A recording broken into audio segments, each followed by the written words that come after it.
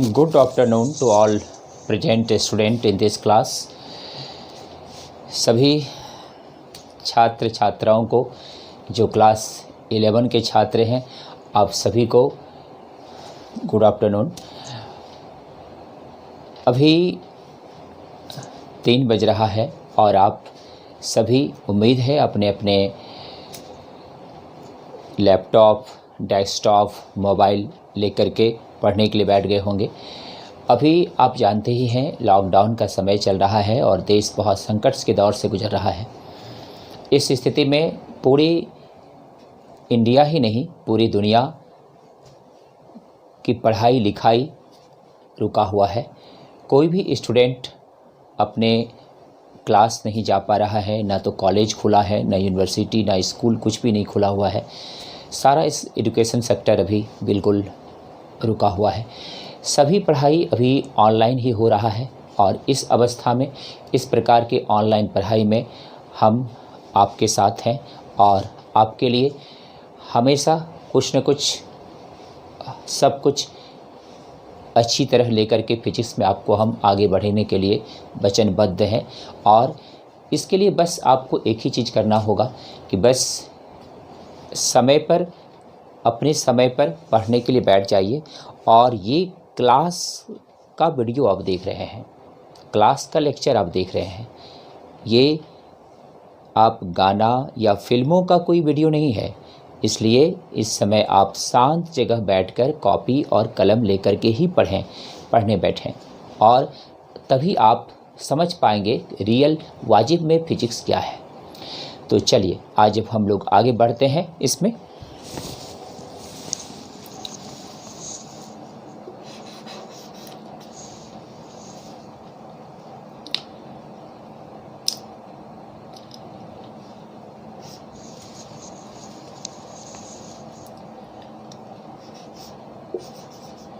Main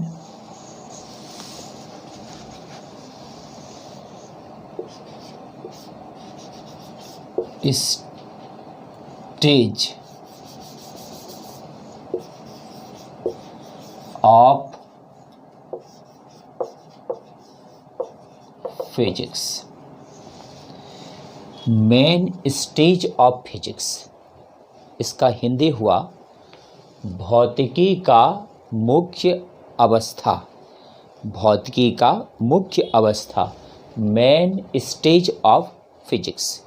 ऐसे भी कह सकते हैं दूसरे शब्दों में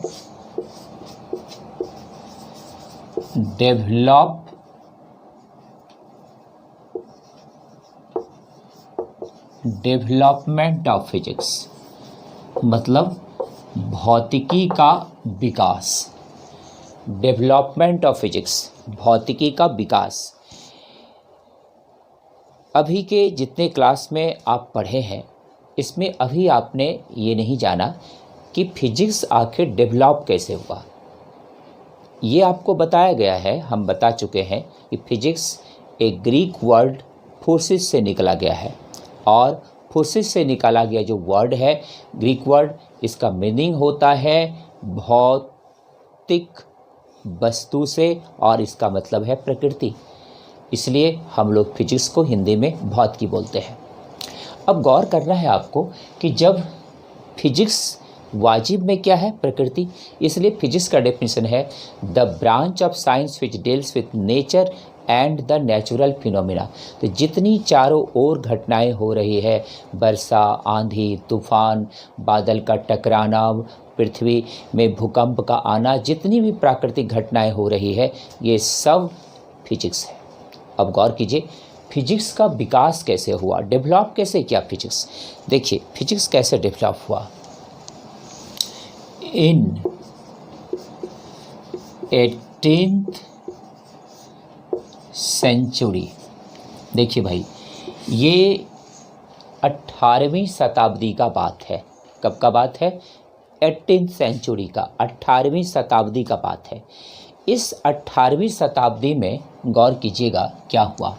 इस 18वीं शताब्दी में फिजिक्स, केमिस्ट्री, बायोलॉजी, ये सब नाम से कोई सब्जेक्ट नहीं था। फिजिक्स, केमिस्ट्री, बायोलॉजी के नाम से इसमें कोई सब्जेक्ट नहीं था। इसमें क्या था तब? इसमें था तब पहले, इसको हम लोग नेचुरल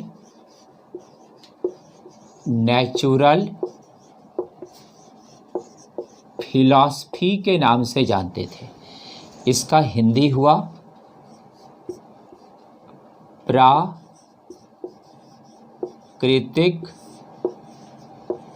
दर्शन।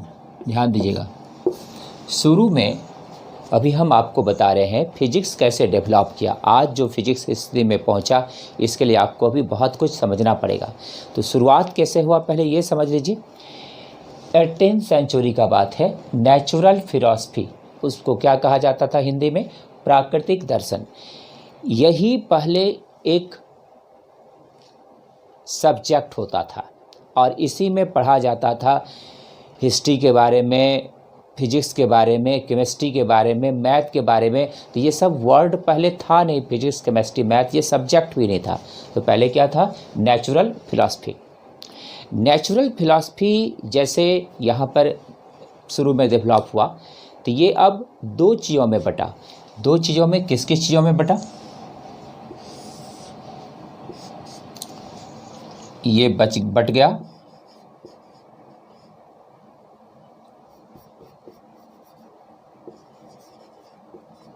फिजिकल साइंस और दूसरा बट गया बायो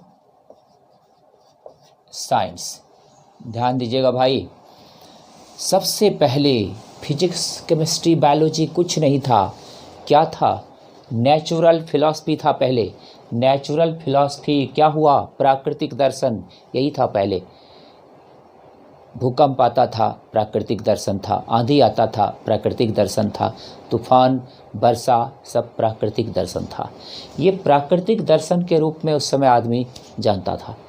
जब ये डेवलप किया तो ये दो चीज़ों में बटा, फिजिकल साइंस और बायो साइंस में बटा। भौतिक विज्ञान और किसमें? जीव विज्ञान, दो चीज़ों में बटा। अब ये जो जीव विज्ञान है, बायो साइंस, ये तो बायो साइंस हो ही गया, अभी भी आपको बायोलॉजी के नाम से पढ़ते हैं। ये जो है बायो साइंस क्या बन गया? बायोलॉजी बन गया। इसको हम लोग अब क्या बोलते हैं? जीव विज्ञान बोलते हैं बायोलॉजी को। ये बायो साइंस किस में बदल गया? बायोलॉजी में। और फिर आप जानते ही हैं बायोलॉजी बढ़ गया जूलॉजी और बॉटनी में। अब इसमें हम आगे नहीं जाएंगे। क्यों? क्योंकि ये मेरा यहाँ का पार्ट नहीं है। हमको जो मेन बात समझाना था आपको, वो हम समझा चुके हैं। अब गौर कीजिए, यहाँ चलिए फिजिकल साइंस। अब देखिए, ये है फिजिकल साइंस। फिजिकल साइंस, ये जो फिजिकल साइंस है, ये है भौतिक विज्ञान।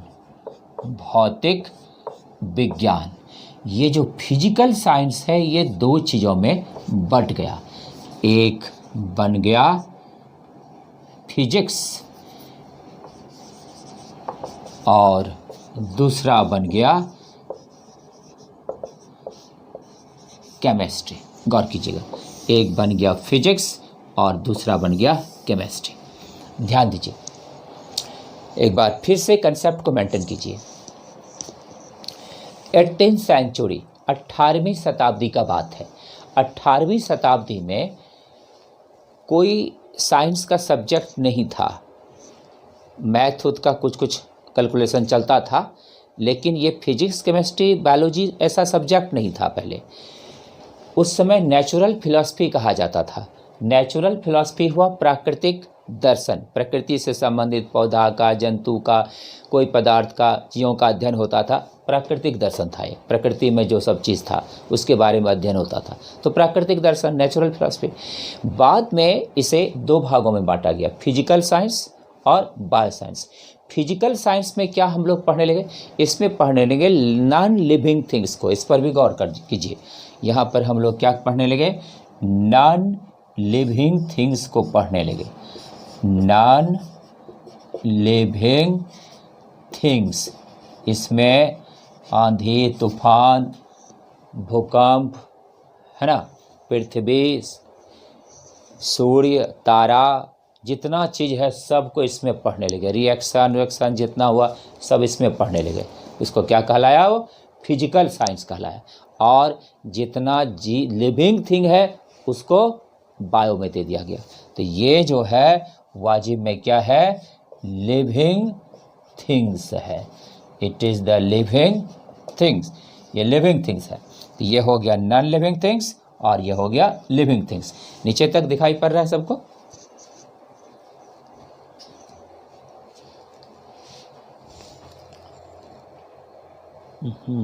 थोड़ा सा शाइनिंग हो रहा है।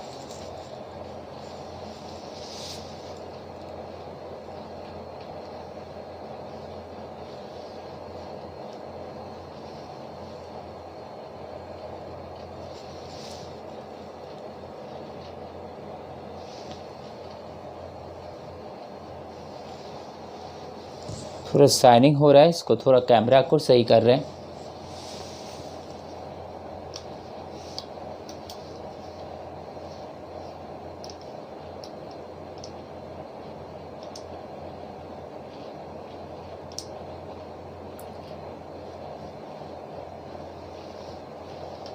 देखिए अब नीचे का दिख रहा है सबको?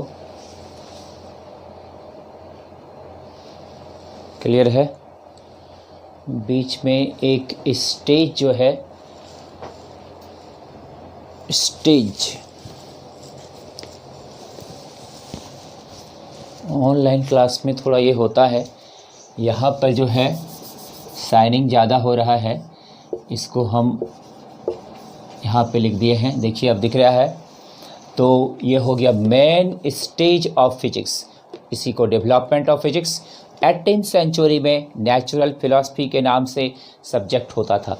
और वो 18th सेंचुरी में नेचुरल फिलॉसफी को दो भागों में बांटा गया। लिविंग थिंग्स को अलग कर दिया गया और नॉन लिविंग थिंग्स को अलग कर दिया गया। तो लिविंग थिंग्स को जो अलग किया गया वो क्या कहलाया? Physical science. और नॉन लिविंग थिंग, और जो लिविंग थिंग को अलग किया उसको क्या कहलाया? बायो साइंस, जीव विज्ञान कहलाया। तो अब देखिए, तो यहाँ पे जीव विज्ञान, इसमें जीव जंतु, पशु पक्षी, पौधा उधा सब आ गया इधर। यही फिर बाद में दो भाग में बढ़ गया, जूलॉजी और बॉटनी में। और यहाँ पर फिजिकल साइंस भी दो भाग में बढ़ गया। ये क्या हो गया? एक हो गया यहाँ पर फिजिक्स और दूसरा हो गया केमिस्ट्री। और अब हम यही आपको पढ़ाने वाले हैं। तो हम अब आपको क्या पढ़ाने वाले हैं? फिजिक्स पढ़ाने वाले हैं। बाकी और चीज़ आप तो पढ़ेंगे ही और अदर जगह पर। तो हम केवल और केवल आपको अब फिजिक्स पढ़ाएंगे और इसी में हम अब आगे जो है बढ़ेंगे। और इसमें अब जो हम आगे बढ़ने वाले हैं, अब यहाँ पे समझना है आपको कि ये जो है बेसिक पार्ट जो है फिजिक्स का क्या होता है। पार्ट ऑफ फिजिक्स आपको पढ़ा चुके हैं, कई पार्ट का 18 टाइप का फिजिक्स पढ़ाए हैं। और भी अलग अलग स्थिति में अलग अलग टाइप का फिजिक्स आएगा अभी। हाँ, अलग अलग स्टेज में अलग अलग तरह का फिजिक्स आएगा। तो देखिए, तो यहाँ पर ये फिजिक्स अब हम आपको पढ़ाएंगे। ये कहाँ से आया? फिजिकल साइंस से आया। फिजिकल साइंस कहाँ से आया? नेचुरल फिलॉसफी से आया। इतनी बात समझ गए? अब देखिए आगे।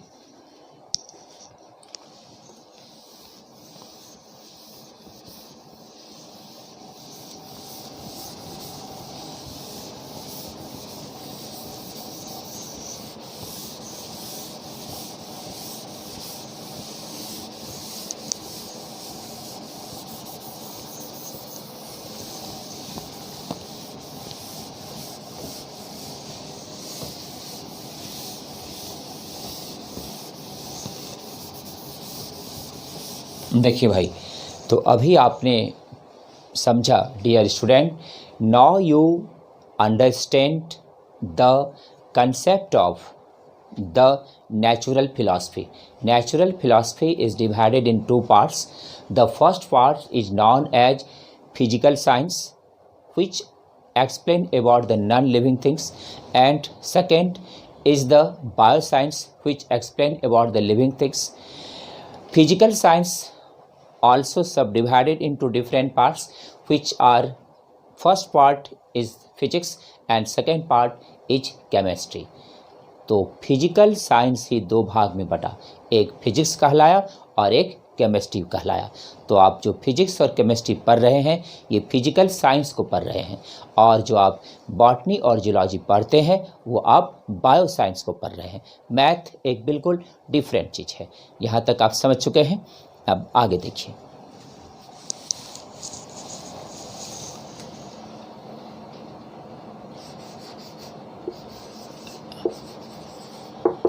Basic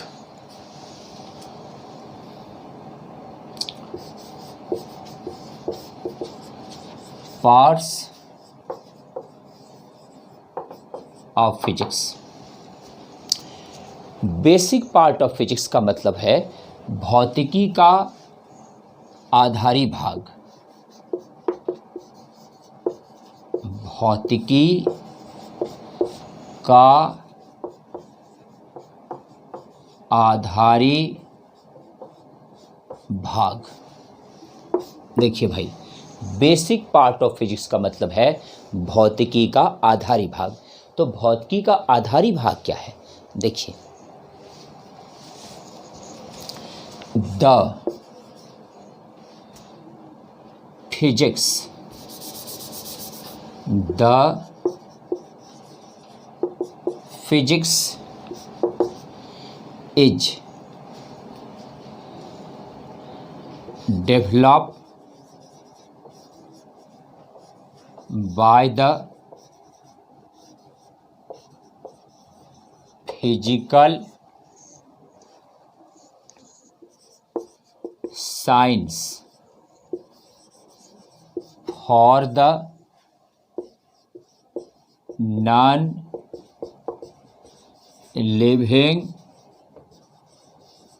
things which is taken by the Greek word forces।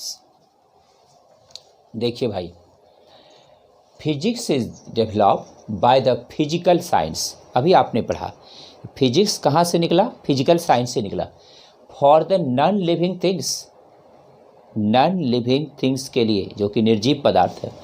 Which is taken by the Greek word forces. इसका हिंदी मीडियम के स्टूडेंट हिंदी में लिख लीजिए। भौतिकी भौतिक विज्ञान से उत्पन्न हुआ है, यानी विकसित हुआ है। फिर से मिलाइए, भौतिकी भौतिक विज्ञान से विकसित हुआ है। भौतिकी कहाँ से विकसित हुआ? भौतिक विज्ञान से। भौतिक की जितनी वस्तुएं सब है फैला हुआ चारों ओर, क्या है? भौतिक वस्तु है। तो भौतिकी भौतिक विज्ञान से विकसित हुआ है, जो निर्जीव पदार्थों के लिए उपयोगी है। जो निर्जीव पदार्थों के लिए उपयोगी है। इसे एक ग्रीक, सॉरी यहाँ पे वर्क नहीं वर्ड होगा, जो एक ग्रीक वर्ड यानी ग्रीक शब्द फोर्सिस से लिया गया है। जो एक ग्रीक शब्द फोर्सिस से लिया गया है। एक बार फिर से मिलाइए, भौतिकी भौतिक विज्ञान से विकसित हुआ है। भौतिकी भौतिक विज्ञान से विकसित हुआ है, जो निर्जीव पदार्थों के लिए उपयोगी है। यह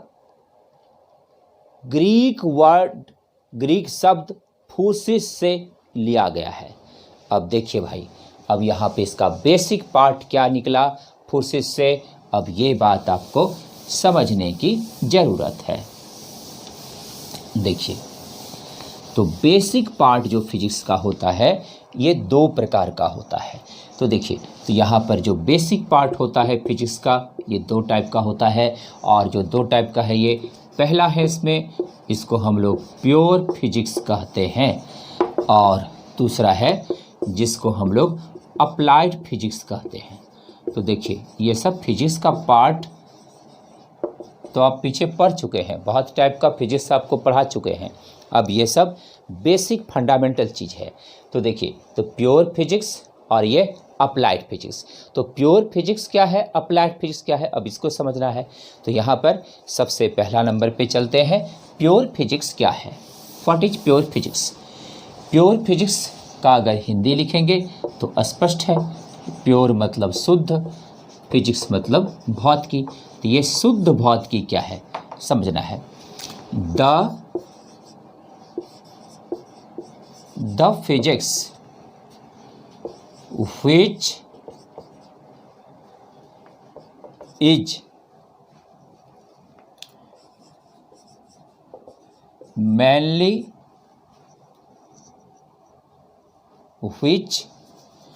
mainly explain the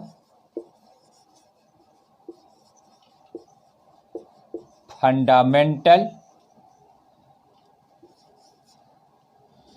and natural laws and ideas. It is called pure physics.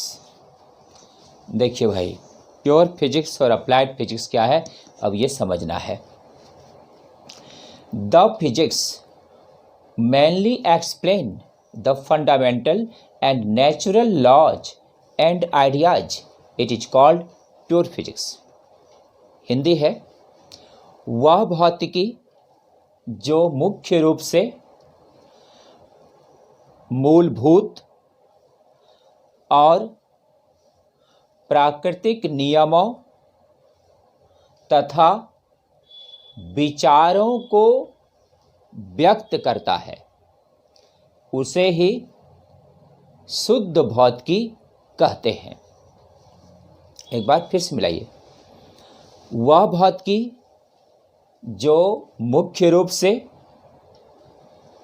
मूलभूत और प्राकृतिक नियमों तथा विचारों का व्याख्या करता है, उसे शुद्ध भौतिकी कहते हैं।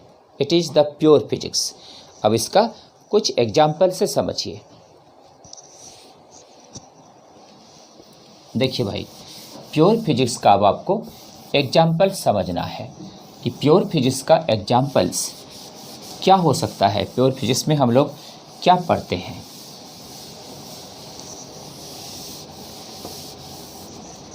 देखिए,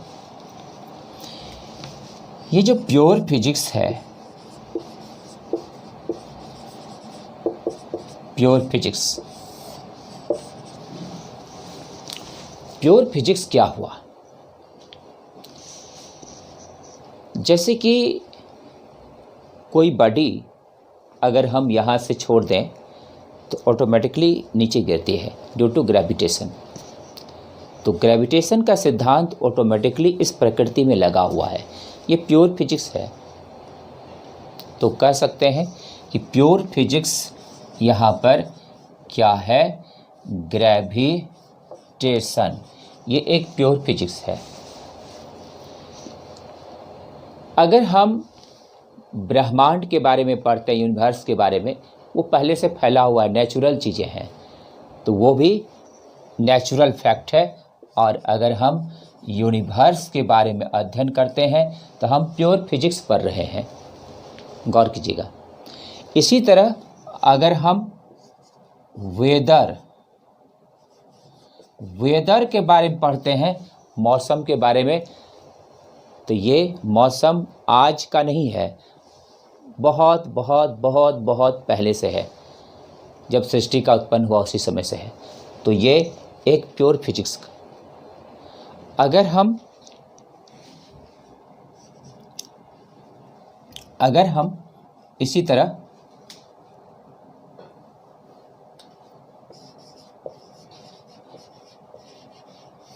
प्लैनेटरी मोशन अगर हम सोलर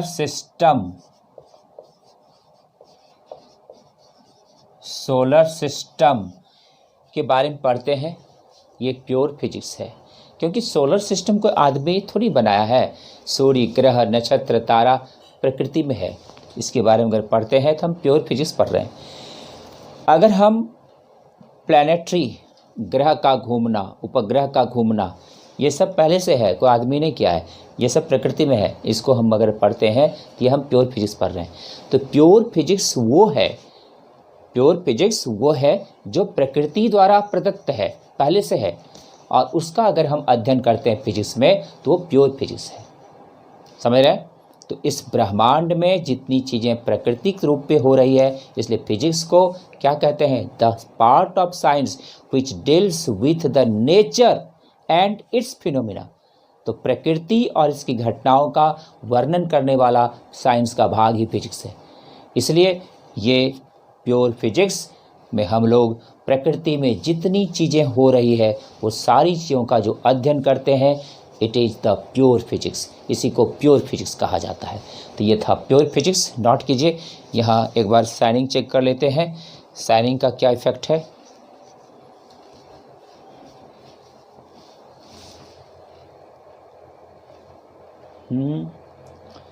साइनिंग ठीक ही है, थोड़ा सा ऊपर में पार्ट्स के पास है, बट बाकी सब ठीक ठाक है।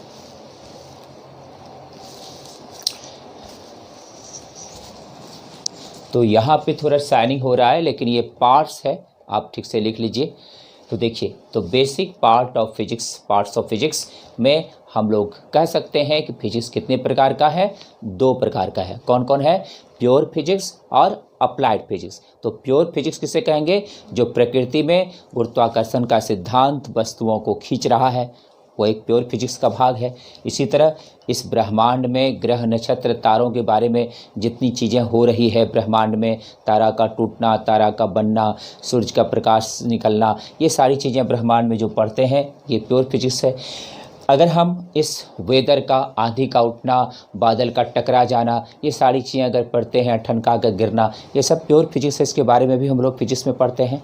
इसी तरह अगर हम प्लैनेट सभी ग्रह का सूर्य के चारों ओर परिक्रमा करना, इस प्रकार से सभी उपग्रह का ग्रह की परिक्रमा करना, ये सब जो सिस्टम है वो सब प्रकृति में है। ये सब हम लोग फिजिक्स में पढ़ते हैं, प्लैनेटरी मोशन, ये प्योर फिजिक्स है। अगर हम सोलर सिस्टम, सूर्य एक सेंटर में है, उसके चारों ओर बहुत सारे ग्रह हैं और उसके बहुत सारे जो है धूमकेतु हैं, और इस प्रकार से जितनी चीज़ें हम लोग सोलर सिस्टम में, गैलेक्सी के बारे में पढ़ते हैं, ये सारी चीज़ें हम लोग जो पढ़ते हैं, ये सब क्या है? प्योर फिजिक्स है। इसको प्योर फिजिक्स कहेंगे। अब चलिए आगे बढ़ते हैं हम लोग। अप्लाइड फिजिक्स तब क्या है? What is applied physics?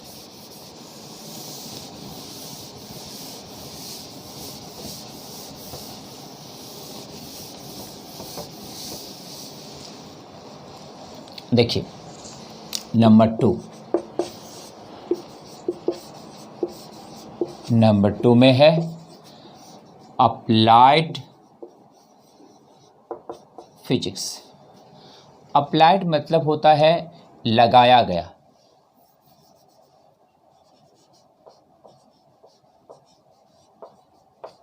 आरोपित भी कह सकते हैं इसको, आरोपित भौतिकी।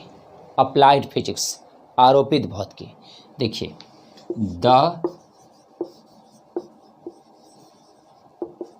The physics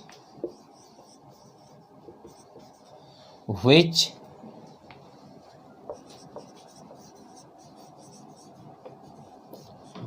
explain the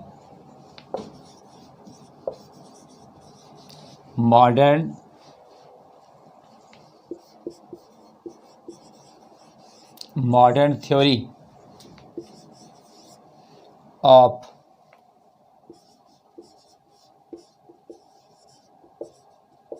artificial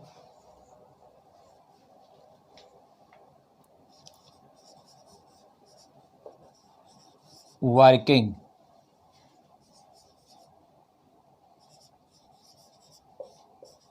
of system.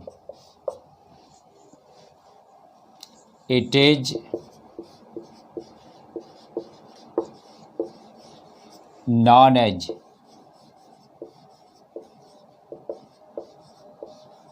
applied physics.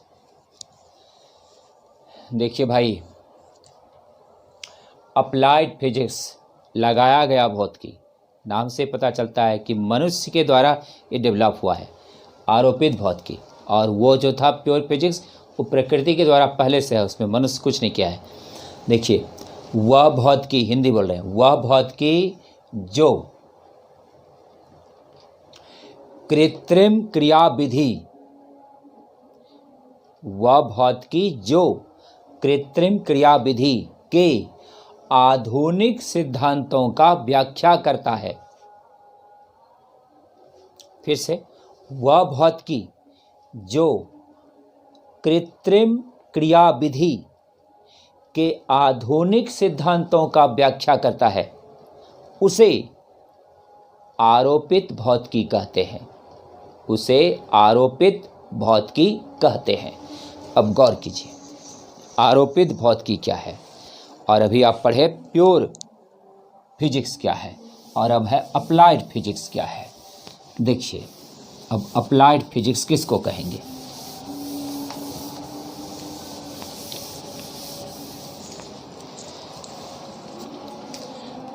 Applied physics, applied physics. देखिए भाई, उम्मीद है आप सभी ये चीज़ों को समझ रहे होंगे कि ये लग रहा होगा कि ये बेसिक पार्ट्स ऑफ फिजिक्स जो है क्या है एक्चुअली। तो basic of part of physics में हम लोग मुख्यतः दो प्रकार का फिजिक्स पढ़ते हैं, एक है प्योर फिजिक्स और दूसरा है अप्लाइड फिजिक्स। प्योर फिजिक्स वो है, सीधा सीधी दिमाग में समझिए, जो कि ब्रह्मांड प्रकृति में चीज़ ऑटोमेटिकली हुआ है, उसको जब पढ़ते हैं तो वो प्योर फिजिक्स है। और अगर जो मनुष्य बनाया है उसको जब पढ़ते हैं तो अप्लाइड फिजिक्स है। इतना सा दिमाग में रखिए, ये क्लियर हो जाएगा। देखिए, तो यहाँ पर अगर हम रेडियो के बारे में पढ़ते हैं तो ये अप्लाइड फिजिक्स है। रेडियो के बारे में आप फिजिक्स में ही पढ़ेंगे, दूसरी जगह कहीं नहीं पढ़ेंगे। अगर हम लोग टेलीविज़न के बारे में पढ़ते हैं तो ये पहले से प्रकृति में नहीं था बालक। टेलीविज़न के बारे में पढ़ते हैं तो ये मनुष्य ने बनाया, ये भी फिजिक्स का पार्ट है। रेडियो, टेलीवी, मोबाइल, ये सब मनुष्य ने बनाया, ये भी फिजिक्स है। तो ये सब अप्लाइड फिजिक्स हो गया। तो यहाँ पर इसी तरह से अगर हम कंप्यूटर के बारे में पढ़ते हैं, अगर हम मोबाइल के बारे में पढ़ते हैं, तो ये जितनी चीज़ें हम लोग पढ़ते हैं जो मनुष्य ने बनाया, दिमाग में ऐसे क्लियर कीजिए, ऐसी बहुत सी चीज़ें होंगी तो जो वो दिमाग में स्पष्ट कीजिए। Basic parts of physics two type का होता है। The first part is pure physics, the second part is applied physics. Pure physics is depend upon natural phenomena and behavior, and the applied physics is depend upon artificial phenomena and behavior. तो pure भौतिकी वो हुआ जो प्रकृति में जितनी चीज़ें घटना हो रही है उसको जब अध्ययन करेंगे, है ना। और अप्लाइड फिजिक्स वो हुआ जो मनुष्य द्वारा बनाया गया है, उसके बारे में जब पढ़ेंगे तो ये अप्लाइड फिजिक्स हुआ। इसी को हम लोग अप्लाइड फिजिक्स कहते हैं। तो आप जब भी पढ़ने बैठें, पढ़ाई को नॉर्मल मोड में पढ़ने बैठें, तनाव में कभी पढ़ने नहीं बैठें। तनाव में अगर आप पढ़ने बैठेंगे तो कभी अच्छी तरह से नहीं सीख पाएंगे, इसलिए एकदम इजी मोड में पढ़ने बैठें। तो अब अगर आप, मुझे उम्मीद है कि ये बात आप ज़रूर समझ गए होंगे कि बेसिक पार्ट फिजिक्स का कितना होता है, टू टाइप का होता है। एक है प्योर फिजिक्स, एक है अप्लाइड फिजिक्स। प्योर फिजिक्स उसे कहेंगे जब प्रकृति की घटनाएं हो रही हो, इस ब्रह्मांड की घटनाएं हो रही हो, जैसे गुरुत्वाकर्षण, जैसे सोलर सिस्टम, जैसे प्लैनेटरी मोशन, आंधी, तूफान, वर्षा, इस सब की चीज़ों के बारे में फिजिक्स में जब पढ़ते हैं तो वो है प्योर फिजिक्स।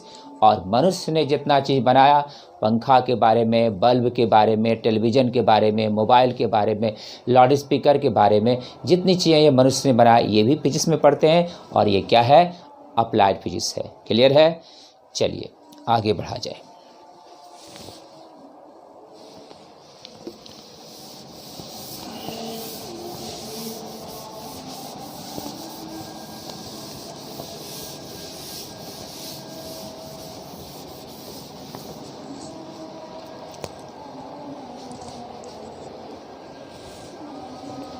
देखिए अब आगे अब आपको समझना है,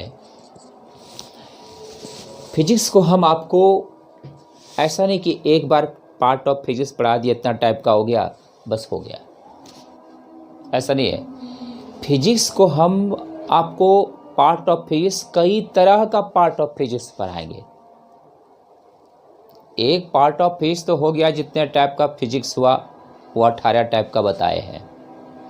अभी और भी कुछ इसमें जुटेगा, प्लाज्मा फिजिक्स है, स्पेस फिजिक्स है, वो सब आगे हायर क्लास में आता है।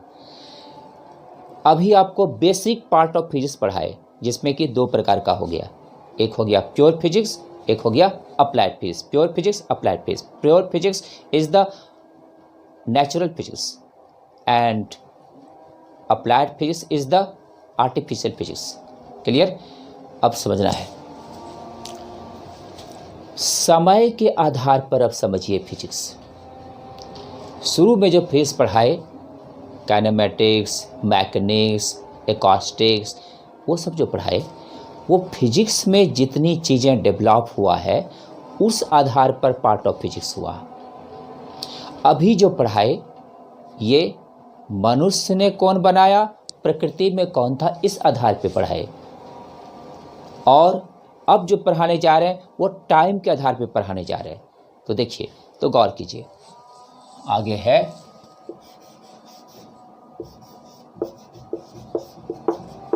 Parts of physics on the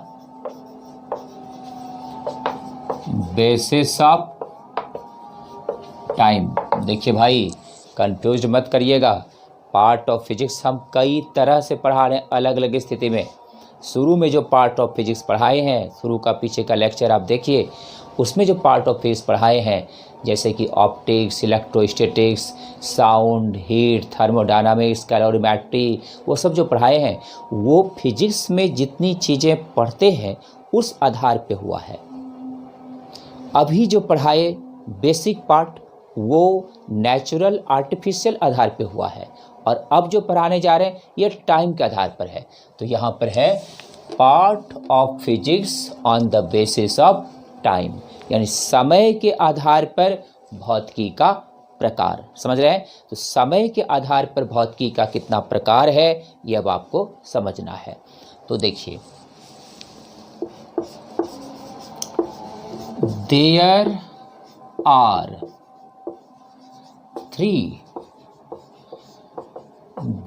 three parts of physics। देखिए भाई, समय के आधार पे फिजिक्स कितने प्रकार का है? 3 प्रकार का है। समय के आधार पे फिजिक्स कितने प्रकार का है? 3 प्रकार का है। कौन कौन है? सबसे पहला नंबर पर है ओल्ड फिजिक्स। Old physics. दूसरा नंबर पर है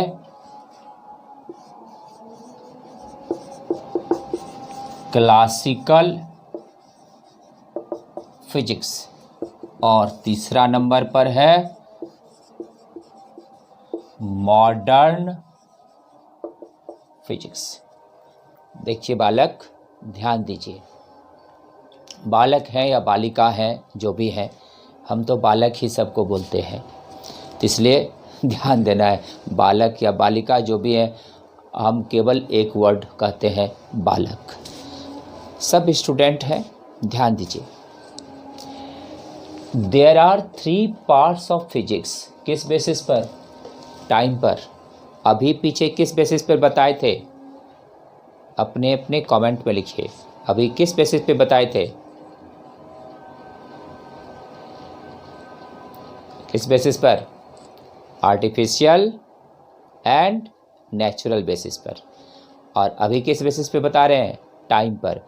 उसके पहले किस बेसिस पे बताए थे? फिजिक्स के अलग अलग कार्य पर। टेम्परेचर मापने के लिए थर्मोमेट्री, ऊष्मा मापने के लिए कैलोरीमेट्री, आवेश का विराम अवस्था इलेक्ट्रोस्टैटिक्स, आवेश का गति अवस्था करंट इलेक्ट्रिसिटी, प्रकाश का अध्ययन ऑप्टिक्स, ऊष्मा के कारण गति थर्मोडायनामिक्स। समझ रहे? इलेक्ट्रॉनिक डिवाइस का अध्ययन इलेक्ट्रॉनिक्स। वो सब उसके वर्किंग के आधार पे था। और बीच में जो बताए आर्टिफिशियल और नेचुरल आधार पर। अब क्या बता रहे हैं? टाइम। कितने आधार पर? कितने पार्ट का हुआ? Old physics, classical physics and modern physics. Modern physics उसमें भी आया होगा, लेकिन वो वहाँ उस सिस्टम के वर्क के आधार पर है। लेकिन यहाँ पर अब टाइम, आधुनिक समय, वर्तमान काल, भूतकाल, भविष्यत काल होता है ना, तो आधुनिक काल, आधुनिक समय के आधार पर ये। और ये हुआ ओल्ड, बहुत पुराना समय। ओल्ड और यंग, चाइल्ड, ये सब भी तो अवस्था ही बताता है ना समय का, है ना। तो यहाँ पर ओल्ड फिजिक्स, क्लासिकल फिजिक्स और मॉडर्न फिजिक्स। चलिए वन बाय वन समझाते हैं आपको। देखिए,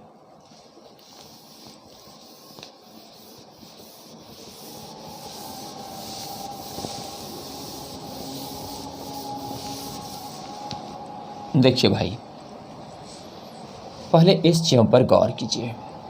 ये एक हम लाइन खींच रहे हैं टाइम का। It is the line which indicate time. ये एक टाइम का लाइन है। ध्यान दीजिएगा, ध्यान दीजिएगा। ये है 0 ईयर। पता है अभी जो हम लोग कैलेंडर यूज कर रहे हैं, ये 2020 जो चल रहा है, ये कहाँ से आया? ये है ईसा मसीह के जन्म से स्टार्ट हुआ है इधर कैलेंडर। इसका मतलब ईसा मसीह के जन्म से कैलेंडर स्टार्ट हुआ। इसके पहले भी दुनिया था। दुनिया में बहुत सारे आदमी थे। हिस्ट्री में पता चलेगा आपको। तो बहुत सारे आदमी इसके पहले भी थे, इसके बाद भी हैं और उसके बाद भी रहेगा। कहा जाता है कि बहुत बड़ा प्रलय होने वाला है, पृथ्वी टुकड़ा हो जाएगा, ये हो जाएगा, वो हो जाएगा, इस तरह की चीज़ें आती रहता है। अभी आपने थोड़ी देर पहले सुना होगा, आप उस समय हो सकता है थोड़ा बच्चे होंगे, कि 2012 में इतना बड़ा सूर्य से प्रकाश, इतना ज़्यादा धूप आएगा, इतना ज़्यादा प्रचंड लहर आएगा कि पृथ्वी पर लोहा सब तो पिघल जाएगा, आदमी तो एकदम भुंजा उड़ जाएगा। क्या हुआ? कुछ नहीं। ऐसे कुछ वैज्ञानिक भी होते हैं, वैसे वैसे आदमी जो कि उस तरह का रिपोर्ट मीडिया वो चलाते हैं, इसलिए उस सब बातों पे ध्यान नहीं देना चाहिए। अभी थोड़ा दिन पहले आया था कि अप्रैल में जो है कितना, तो अप्रैल को कि एक बहुत बड़ा पिंड पृथ्वी से टकराने वाला है, पृथ्वी तो एकदम फेंका जाएगा। क्या हुआ? इस तरह की खबरें उड़ती है, इस पे ध्यान नहीं देना चाहिए। देखिए 0 ईयर, इसके पहले भी दुनिया था, इसके बाद भी दुनिया है। और यहाँ पर हम लोग अभी चल रहे हैं 2020 और इसमें आ गया है बहुत बड़ा प्रलय कोरोना वायरस के रूप में। पूरी दुनिया तबाह हो गई है। लेकिन बच्चों, ऐसा नहीं है कि कोरोना वायरस का प्रभाव ऐसा जो आया है, ऐसा पहले कभी नहीं आया। ऐसा बहुत बार आया है। आप हिस्ट्री देखिए, 1918 में इन्फ्लुएंजा नाम का वायरस पूरी दुनिया में फैला था और उसमें भारत से, केवल इंडिया से 1.5 करोड़ आदमी मारे गए थे। और इस बार तो अभी वैसा कुछ नहीं है, उसके तुलना में कुछ नहीं है। तो ध्यान दीजिए, इस तरह का आपदा ये सब प्राकृतिक आपदा है और प्रकृति में इस तरह का आपदा चलते रहता है, इसलिए घबराने की ज़रूरत नहीं है। पुनः समय परिवर्तित होगा और आप सभी ऑफलाइन क्लास में भी आकर के पढ़ेंगे, ऐसा मैं उम्मीद करता हूं। और इसलिए अभी घबराने की बात नहीं है, अभी ऑनलाइन क्लास आपको मिल रहा है, ऑनलाइन क्लास आप करिए। तो देखिए, तो यहाँ पर 2020, अब 0 ईयर 2020, 0 ईयर से जो इधर पीछे का है, इसी को कहा गया है ओल्ड फिजिक्स। यही ओल्ड फिजिक्स हुआ, पीछे का।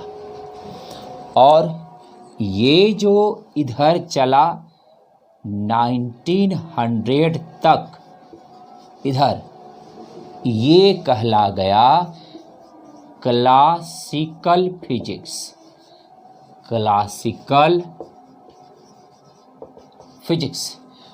और ये वाजिब में क्लासिकल फिजिक्स का है 1600 के बाद, यानी कह सकते हैं कि यहाँ 1600 से पीछे सब उधर ये सब ओल्ड फिजिक्स कहलाया। और ये स्टार्ट कहाँ से हुआ? ये स्टार्ट हुआ 326 BC से। BC क्या हुआ?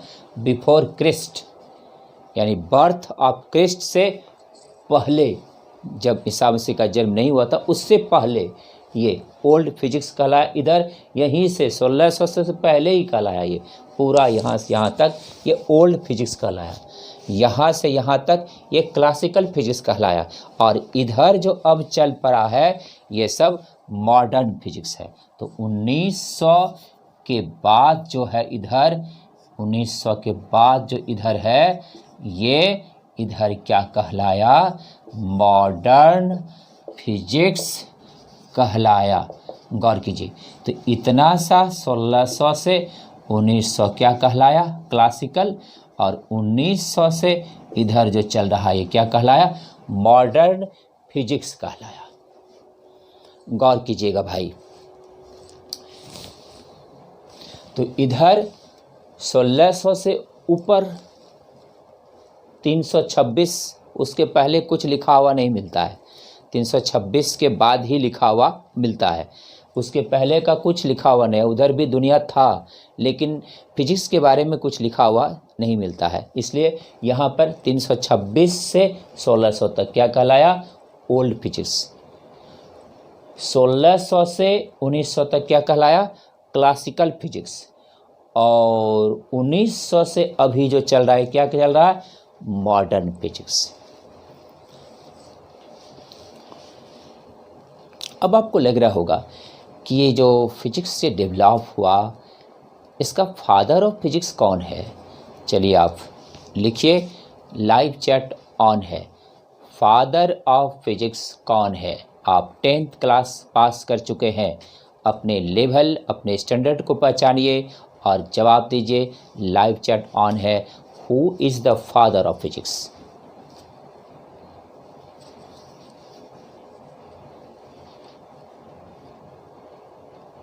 चलिए, जिसने भी जवाब न्यूटन दिए हैं, कोई जवाब आइंस्टाइन, कोई जवाब और कुछ दिए हैं, तो सबका अपना अपना सोच है, लेकिन Newton he father of physics कहा जाता है इस पूरे सिस्टम का। लेकिन बच्चों, पता है आपको कि सही रूप में अगर पूछिएगा तो एक फिजिक्स तो रहा नहीं, अलग अलग तरह का फिजिक्स हो गया। तो कोई एक आदमी फादर ऑफ फिजिक्स कैसे हो सकता है? इसका मतलब फादर ऑफ फिजिक्स अलग अलग पार्ट का अलग अलग व्यक्ति है। समझ रहे? अलग अलग पार्ट का अलग अलग व्यक्ति है। अब आप ध्यान दीजिए, ये ओल्ड फिजिक्स जो है, इसका फादर कहा जाता है एरिस्टोटल को। एरिस्टोटल कौन? अरस्तु का नाम आप सुने होंगे। ये अरस्तु, एरिस्टोटल को ओल्ड फिजिक्स का फादर कहा जाता है। समझ रहे? अब क्लासिकल फिजिक्स, ये 1600 में गैलीलियो थे, न्यूटन भी आए, हाइगन आए, केपलर आए, बहुत सारे वैज्ञानिक उस समय अपना अपना रिसर्च कर रहे थे। तो लेकिन इस समय केपलर का सिद्धांत भी आया इस समय, लेकिन तहलका मचाया न्यूटन के सिद्धांत ने। न्यूटन के गति का नियम, न्यूटन के गुरुत्वाकर्षण का नियम, न्यूटन का टेलीस्कोप, न्यूटन के शीतलन का नियम, न्यूटन का टक्कर का नियम, बहुत सारा नियम आ गया न्यूटन का। तो इतना सारा नियम आ गया न्यूटन का इस दौरान कि न्यूटन को क्लासिकल फिजिक्स का फादर कहा गया। तो ये हो गया न्यूटन। तो देखिए, तो गौर कीजिए यहाँ पर, तो क्लासिकल फिजिक्स का फादर कौन हो गया? न्यूटन हो गया। तो यहाँ पर हम लोग कह सकते हैं कि father of classical physics Newton, father of old physics Aristotle. आगे बढ़िए, मॉडर्न फिजिक्स। मॉडर्न फिजिक्स का फादर कौन होगा? बहुत सारे वैज्ञानिक इधर भी आए, इधर चार्डविक आए, जे थॉमसन आए, नील्स बोर आए, रदरफोर्ड आए, अलग अलग बहुत तरह के वैज्ञानिक आए, आर्किमिडीज आए, कूलम्ब्स आए, बहुत सारे वैज्ञानिक आए। तो अब गौर करना है कि मॉडर्न फिजिक्स का फादर किसे कहा गया। देखिए, मॉडर्न फिजिक्स वाजिब में पता है आइंस्टीन के सिद्धांत से डेवलप हुआ है, क्योंकि आइंस्टीन का फोटो इलेक्ट्रिक इफेक्ट का सिद्धांत 1905 ईस्वी में आया। तो 1905 ईस्वी में यानी 1900 के करीब, और उस सिद्धांत के बाद जो है बहुत सारे वैज्ञानिकों ने बहुत सारा प्रयोग किया। और आप देख लीजिए, रेडियो का आविष्कार 1898 में मार्कोनी ने किया, लेकिन 1898 भी 1900 के करीब है, बस वहीं से मॉडर्न फिजिक्स की शुरुआत हुई है। लेकिन मार्कोनी का बस वही एक सिद्धांत है और आइंस्टीन का बहुत सारा सिद्धांत आया, इसलिए आइंस्टीन को फादर ऑफ मॉडर्न फिजिक्स कहा गया। तो हम लोग देख सकते हैं यहाँ पर फादर ऑफ